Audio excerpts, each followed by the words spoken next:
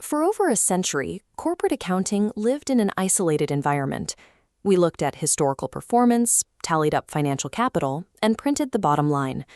Today, that ledger collides with the reality of modern business. We now track environmental impact, social responsibility, and human capital alongside traditional financial metrics. Integrated reporting, or IR, is the framework designed to take these wildly different streams of data and merge them into one cohesive narrative of how a company creates long-term value. This sounds great in theory, but non-financial data is inherently messy. It lacks the centuries of strict standardized structures that govern double-entry bookkeeping. Transitioning to integrated reporting is a massive structural shock to an organization. It requires heavy capital expenditure, which means management needs a rigorous financial justification to even begin the process.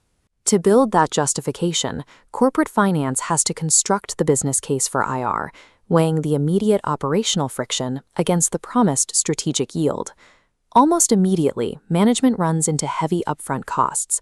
They have to build new data infrastructure and completely overhaul their reporting mechanisms just to capture these new metrics. On the other side of the scale are the delayed systemic returns. A successful IR implementation promises a much sharper operational picture and stronger market positioning. The catch is that the costs on the left side are guaranteed. The yields on the right side only materialize if the company achieves true internal integration.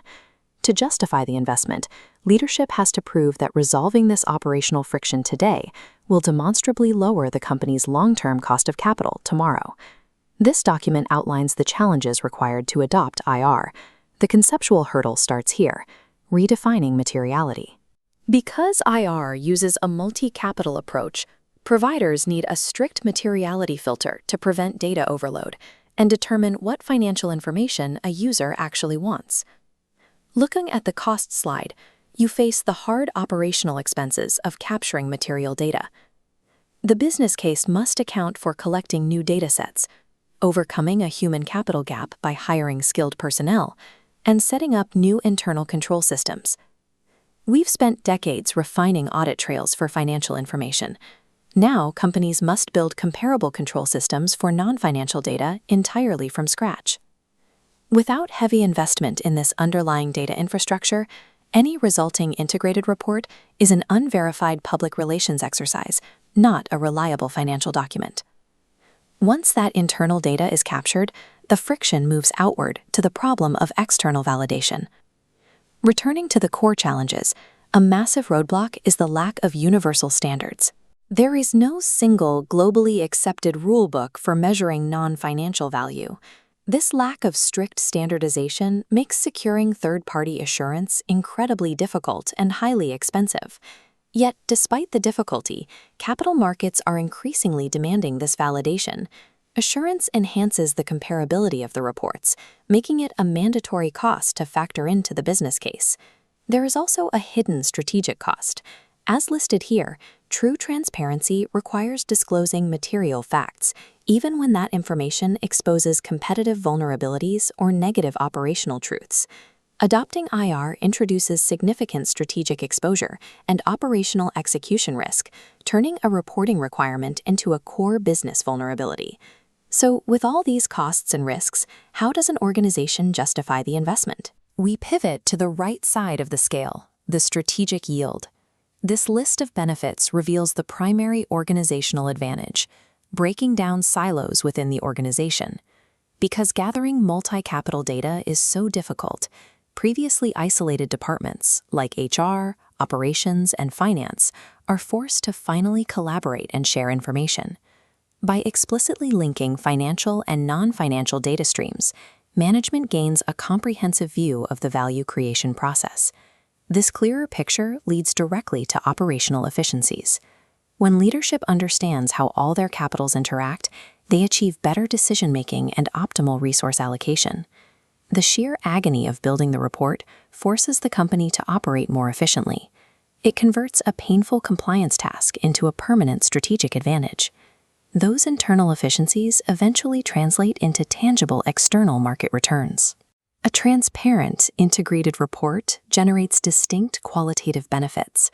It increases employee engagement, creates more committed customers, and strengthens relationships with stakeholders. This transparency creates a buffer against public relations crises, leading to a measurable decrease in reputational risk. Investors look closely at this risk reduction. It shows them that the company has a grip on its operational reality, not just its accounting ledgers. And this provides the ultimate bottom-line justification for IR. When investor uncertainty drops, so do the costs of debt and equity over the long term. Capital markets reward transparent, multi-capital risk management with cheaper capital. Over time, these savings effectively pay for the entire IR implementation. The heavy upfront operational friction is mathematically justified by the dividends paid in long-term capital efficiency. There is a final caveat here. None of these systemic benefits materialize automatically just because you purchased new reporting software. The critical catalyst that makes this entire business case work is the tone at the top. Absolute support from the CEO and the board of directors is non-negotiable. They are the only ones with the authority to mandate silo-breaking collaboration and fund the requisite internal controls. If IR is treated as a localized compliance effort isolated within the ING, as noted here, the focus stays on optimizing the inner workings of the organization, moving beyond the simple metrics required for a report. Leadership must champion a structural change in internal operations for the business case to hold true.